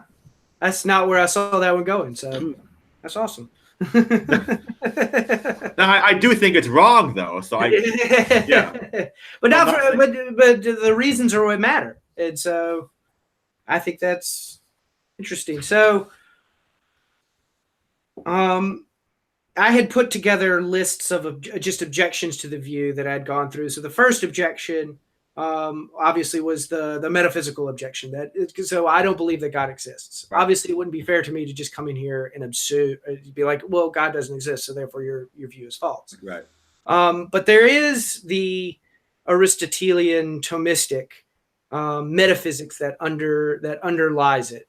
So the first objection that I would lay is that is seen as an archaic metaphysic, that it has seen its day, but it has been put in the wastebasket of philosophical ideas. How do you push back on that? You've already mentioned one, which was to say that that this metaphysic is necessary for rationality. Right. But is that the only pushback, or? Oh well, actually, if you look at contemporary metaphysics, neo-Aristotelian metaphysical thinking is actually making a big comeback. So people like. What should we read? There's a good article by Matthew O'Brien and Robert Koons in the Public Discourse titled "Who's Afraid of Metaphysics?" It outlines the development, the modern revival of neo-Aristotelian metaphysics, and gives a lot of names. So David Oderberg, who's actually my PhD supervisor, he's a book titled Real Essentialism, where he defends a metaphysically robust version of essentialism. You have people like Stephen Mumford, who defend Nancy Cartwright. Rob Koons has a book titled Realism Regained. So I wouldn't say it's archaic and outdated. I mean, it's not popular. That's the perception. That's the perception. That's the perception. But actually, amongst metaphysicians, a powers-based metaphysic is actually becoming more and more of a respectable position to take today. Now, it doesn't mean that everybody who takes a powers metaphysic they're all theists, right? But the idea that you can have teleology and essentialism is becoming more respected today. So you have rehabilitated versions of what many philosophers considered outdated, and I would especially recommend David Oderberg's Real Essentialism, which I think is probably one of the best on this topic. Okay. Mm-hmm. So to come back, the meta-ethical objection. Okay. So the one that I had put aside one specifically because I just wanted to see where you're at with it. So we could say that acts which are contrary to God's intended purpose are wrong acts. We can say that. Okay. Truly, right? But wrong acts just are being contrary to God's intended purposes. So that as an identical. Is it? So you're saying that I can restate wrongness in totally non-normative terms? Oh no, I don't believe that. I don't believe. Okay. So I'm not a divine command theorist. I reject Robert Adams' version of divine command I'm not talking about divine command theory. Okay. I'm saying that, so we have two properties. We have the property of being wrong, and we have the property of being contrary to the intended purposes of God. Those are two properties. Now, the statement that I just made was the act of using a function contrary to the intended purposes of God is wrong. So I'm predicating wrongness to this act. But it doesn't seem like all I've really done is to said that acts which are contrary to the intended purpose of God just are acts which are contrary to the intended purposes of God. That's a trivial statement. That's my worry. Because on my view, I say that, look, wrongness and acts that are contrary to the intended purposes of God, those are two different properties. Now, this might be the property which makes acts have this different property of being wrong. But they can't be the same. Yeah, yeah. Go ahead. No. I just wanted to see where. So, is this something that worries you? Because it would, if I were in your position defending this view, it would worry me. Okay. I would say that so wrong acts do have the property of being, contrary to God's intentions. I would say though that it's not. There's additional content there. Sure, that's part of what it means to be a wrong action, but there's more there than just being against God's intentions or commands or what have you. So I don't know if I would identify, if I would say that it's exhausted. The idea of wrongness is exhausted by being against God's intentions. I think there's more to that. Okay. And the last objection that I had was a moral objection. So the moral objection that I know y'all get, it's you've seen it pushed before, is that the discouraging use of condoms is bad. So there's places in Africa that where AIDS, something like 6% of the population has AIDS, and that to discourage these people from using contraceptives such as condoms, or advocating that using condoms is sinful and that you shouldn't, does real harm in the world. And so that this ethic should be abandoned because it does so much harm. How do y'all push back on that moral objection? Well, I would say that the act of using condoms is itself harmful. So it's not clear that it would. So it's sort of begging the question, because it seems to presume that it's not morally objectionable. But if it is morally objectionable, then using condoms is promoting widespread condom use is going to be promoting a moral evil. So my response would be that the act itself is evil, and so the ends don't justify the means. I'm not a utilitarian or a consequentialist about this. That's what I was gonna say. Do you have something to add, Cameron? No, I was just gonna say it sounded like that would assume some kind of consequentialism. If we're comparing like the harms to each other and stuff. Yeah, I did have a few questions for Ben. Sweet. So okay, I'm wondering. I was out. Oh, okay. That was the end of my page. I was wondering, so how do you define consent? So I did give a definition earlier, but I'll read it off to make sure it's clear. So,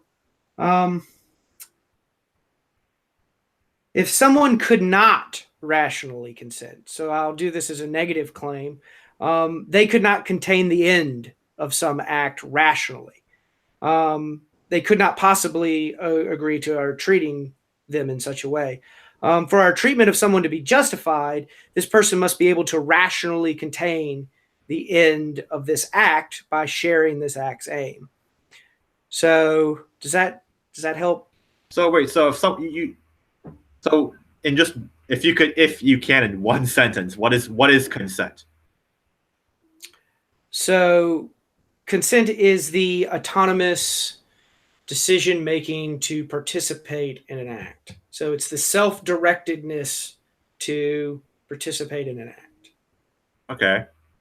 What do you think are the conditions for valid consent?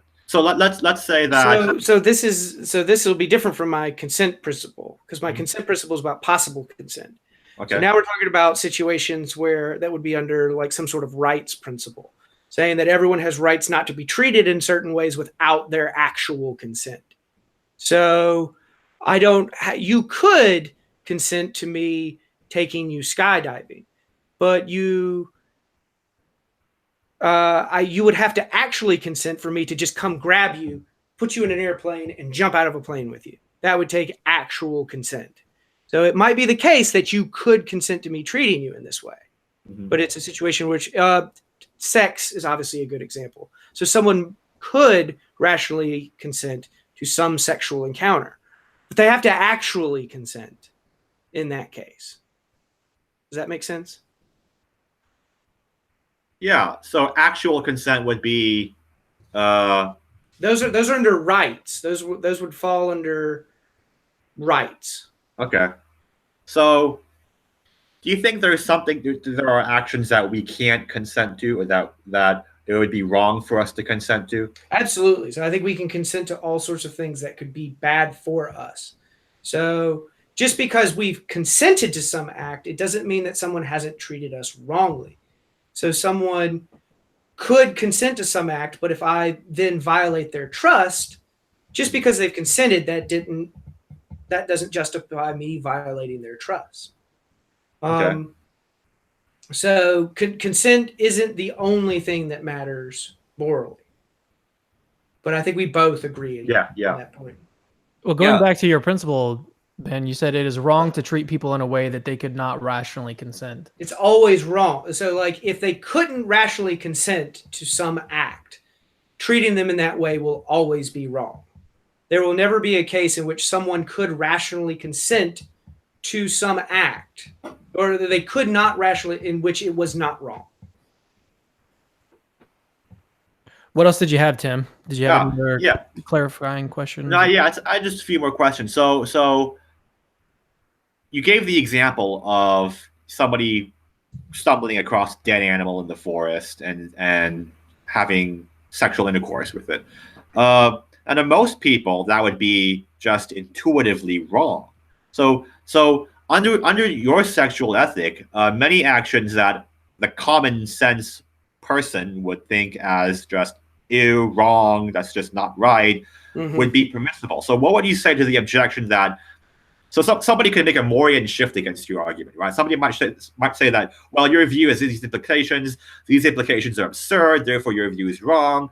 What would you say to the Morian shift against your position?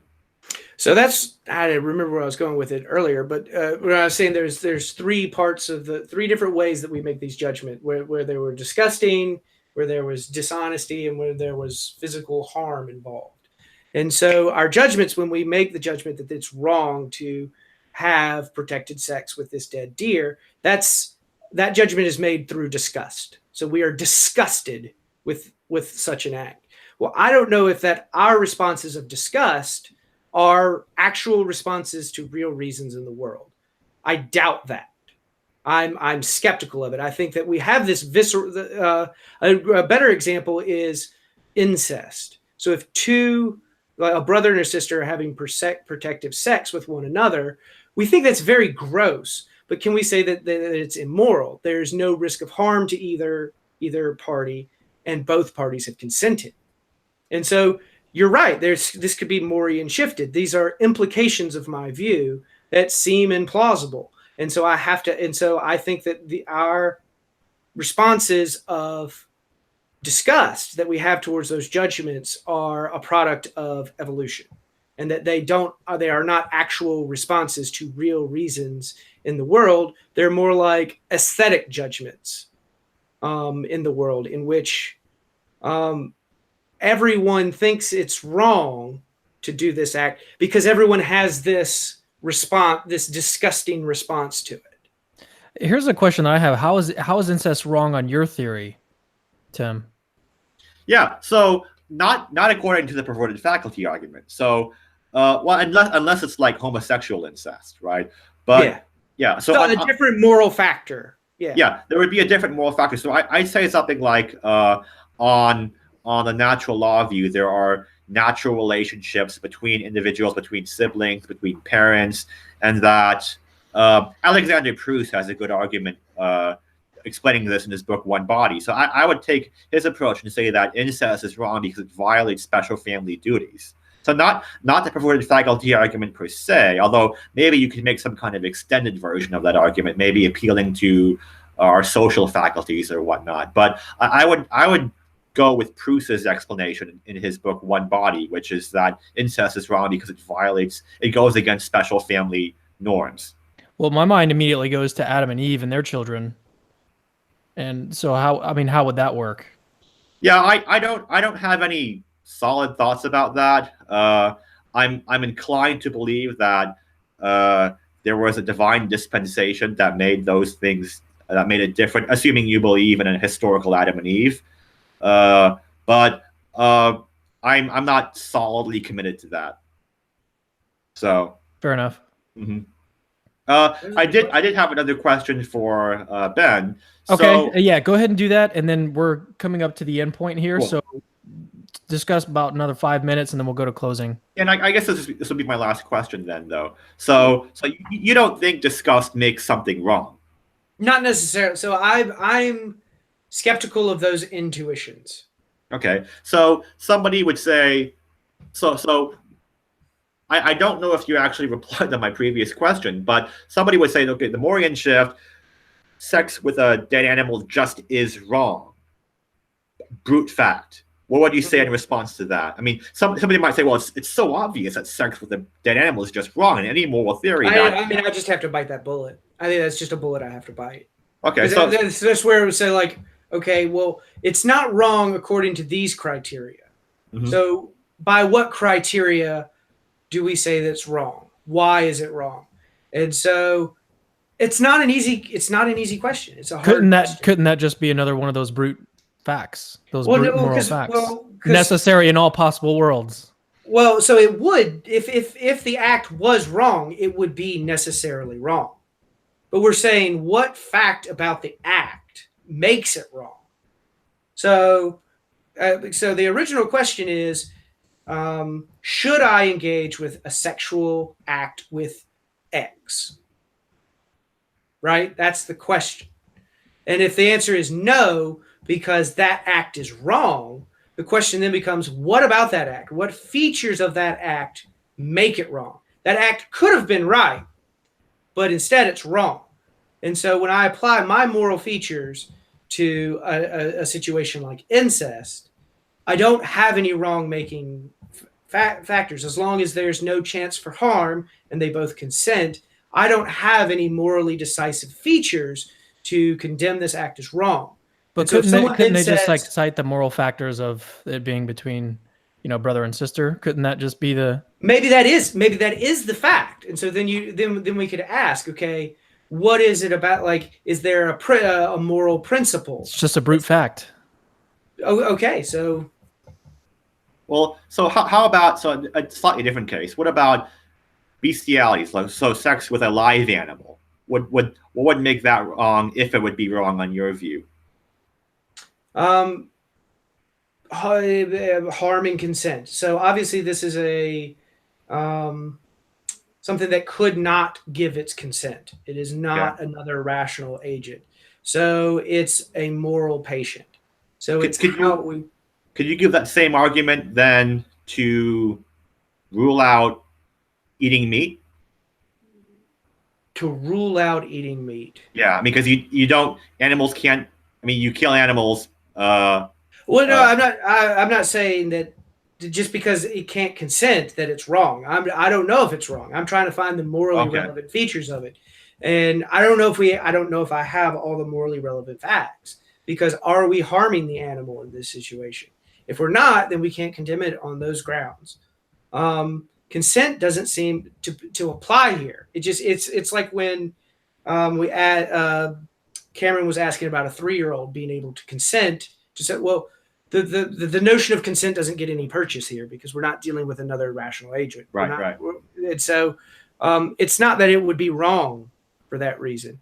So my objections to eating meat right now are more along the lines of, being against industrial farming. Okay. The way they treat. Okay, so you are against eating meat. For those situations, so is it immoral to eat meat, to go out and kill something and eat meat? No, I don't think that's immoral. Okay. So, because I don't think that animals have a right to life in the sense that, it's not immoral for us to euthanize our cats or dogs. Because I'm just wondering, because if you want to appeal to the concept of harm, right? Animals can be harmed. Plants can be harmed. Well, harmed in a morally significant sense. Are plants conscious? So plants aren't conscious. Are mollusks conscious? I don't know. That's a controversial question, applied ethics question. When does a fetus become a person and have a serious right to life? Again, super difficult question in applied ethics, and it's hard to pin down what the morally relevant features are. But I am confident in both the consent principle and the rule consequentialism that I defended. But there might be other moral principles that are true and that condemn these acts on other grounds. I have to be open to that. Mm-hmm. Cool. All right. So before we started the show, I said that we'd do summaries, and Tim, I'm going to have you go first, and then we'll go to Ben. Just give 3 to 5 minute summary of the conversation, your thoughts on it, and then we'll close it out. Yeah. So I outlined natural law theory, which, just to give the quick and dirty rundown. So an action is wrong if it misuses some bodily faculty, and the purpose of sex is procreation and unity, and any action that goes against those purposes is immoral. Now, Ben defended a view consisting of rule consequentialism and the consent principle, and we had a back and forth about that. Our main disagreement seems to be about where to stop for an explanation. I think that we can give a more plausible account of just why things are wrong by invoking teleology, and Ben says they're just necessary truths that don't need any further explanation. So I think we could have gone. That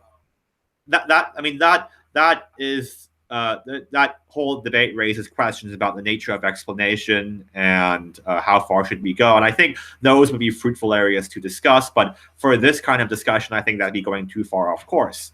So then we looked at the nature of sex. We talked about the nature of harm, the nature of consent. And we had, I don't really feel as if it seems to me that we just outlined our views and said, okay, well, this follows from your view, this follows from my view. We didn't really have any sparring back and forth on. Yeah, but we did some good philosophy. Come on, man. So there wasn't that much sparring, but I think we did have a good exchange where we clarified our positions and came to a reasonable disagreement about these things. So great discussion, and I really appreciate you doing this, Ben and Cameron. Great, and we'll turn it over to Ben. Okay, so I didn't prepare anything, so I'm just going to wing this.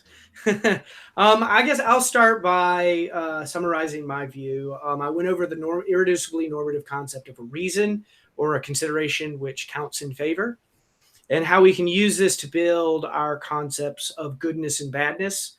I defended, as Tim said, a normative form of rule consequentialism and a deontological principle, the consent principle.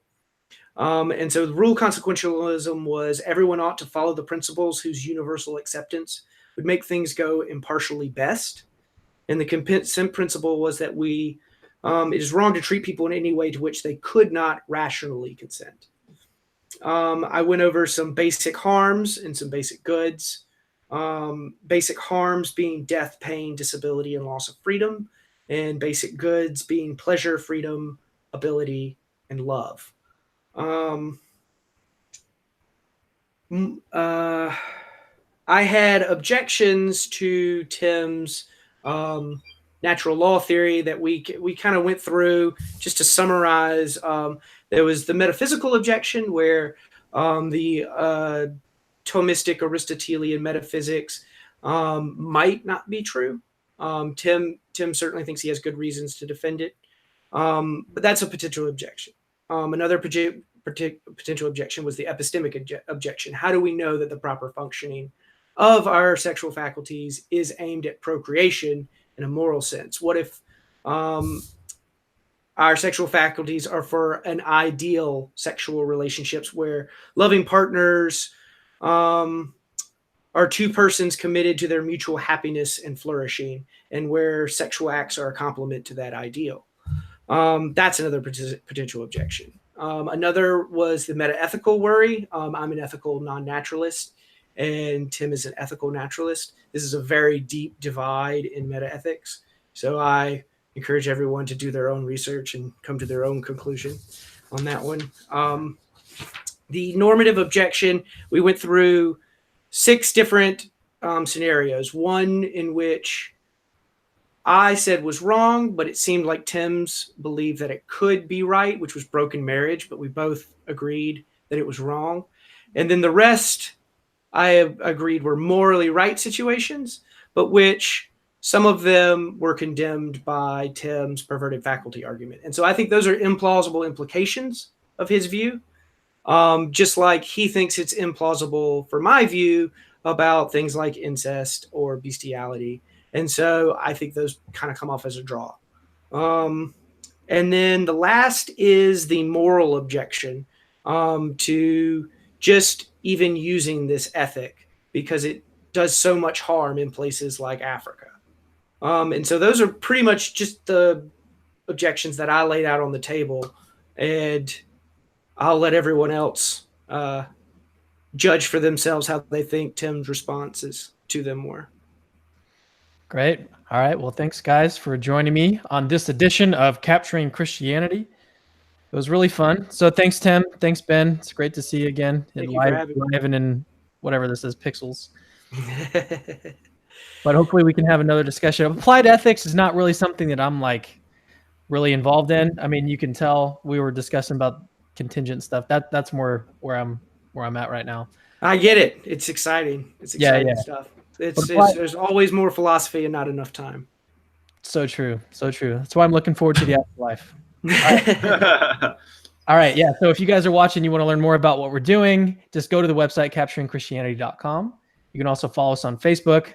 Facebook on social media is like where most of the stuff happens. Like we're closing in on 7,000 followers, likes right now. So head over there, follow us there. Make sure to invite your friends also to like the page and all that good stuff. Anyways, we'll see you guys next time. Peace.